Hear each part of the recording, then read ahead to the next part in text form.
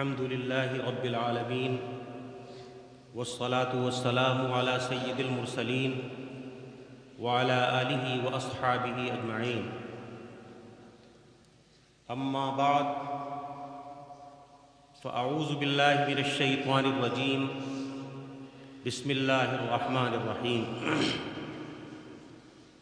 وَلَقَدْ آتَيْنَاكَ سَبْعًا مِّنَ الْمَثَانِي وَالْقُرْآنَ الْعَظِيمِ صدق اللہ العظیم۔ تقوی کو مقرر کیا معیار فضیلت، تقوی کو مقرر کیا معیار فضیلت، دنیا پہ محمد کا احسان بہت ہے، اور توفیق ہدایت ہو تو ہر عہد میں زاہد مومن کے لیے تحفہ قرآن بہت ہے۔ اسٹیج پر تشریف فرما صدر محترم باوقار علماء اسلام، دانشوران ملت اسلامیہ اور عزیز طلباء،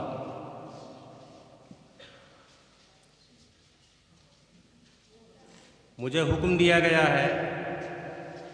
کہ چند منٹ میں اپنی بات کو ختم کر دوں، تو اس لیے زیادہ دیر تک آپ کے بیچ نہ رہتے ہوئے میں یہی کوشش کروں گا کہ بہت ہی کم وقت میں اپنی بات کو آپ تک پہنچاؤں۔ حضرات، آپ دیکھ رہے ہیں کہ آج پوری دنیا میں چاروں طرف سے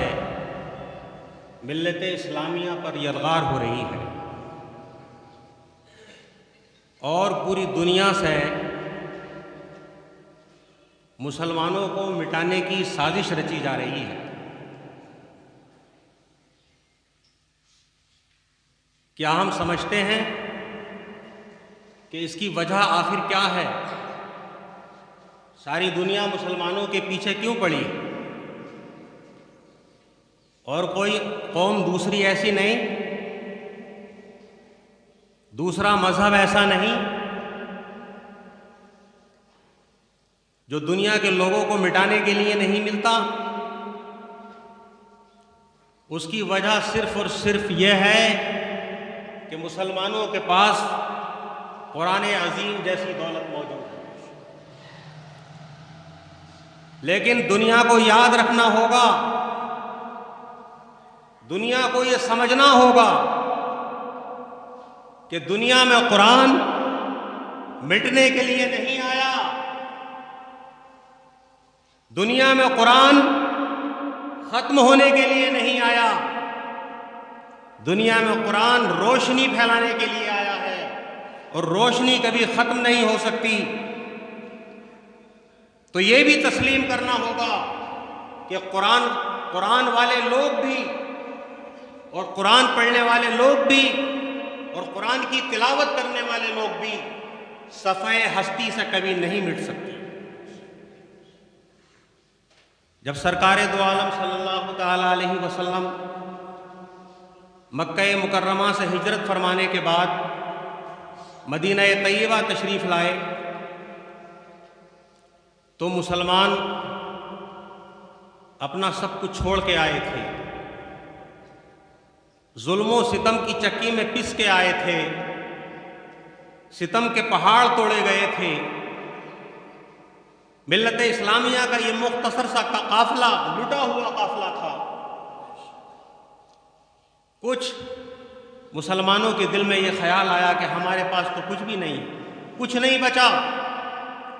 گھر چھوٹ گیا، وطن چھوٹ گیا، مال و زر چھوٹ گیا، بچے چھوٹ گئے۔ تو پھر ایسے وقت میں قرآن کریم کی اس آیت نے مایوسیوں سے نکالا کہ اے ملت اسلامیہ کے افراد، نبی کریم صلی اللہ علیہ وسلم کے جانثاروں، شمع رسالت کے پروانوں، مایوس ہونے کی ضرورت نہیں ہے۔ تمہارے پاس اگر کچھ بھی نہ ہو تو نہ ہو، تمہارے پاس سبع مثانی یعنی سورہ فاتحہ اور قرآن عظیم جیسی دولت موجود ہے، تو جب یہ موجود ہے تو دنیا کی کوئی چیز بھی نہ ہو، مایوس ہونے کی ضرورت نہیں ہے۔ اور پھر یہ فرمایا وَلَا تَمُدَّنَّ عَيْنَيْكَ إِلَىٰ مَا مَتَّعْنَا بِهِ، ہم نے دنیا کے لوگوں کو فائدہ اٹھانے کے لیے جو دنیا کی نعمتیں عطا فرمائی ہیں، قرآن والوں کو ان نعمتوں کی طرف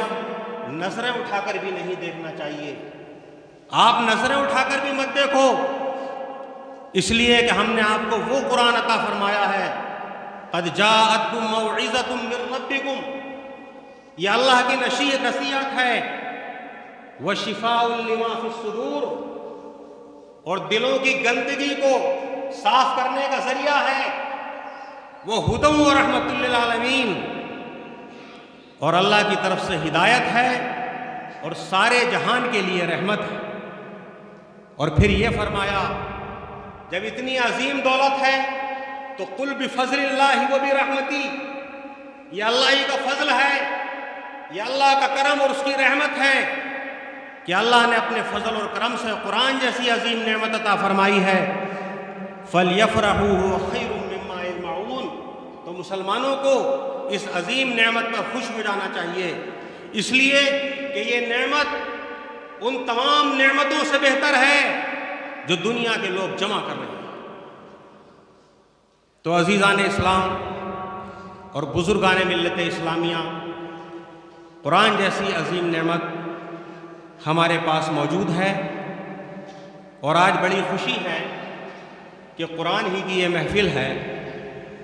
قرآن کے حفظ کی تکمیل کے سلسلے میں اور انعامات کی تقسیم کے سلسلے میں یہ محفل منعقد ہوئی ہے۔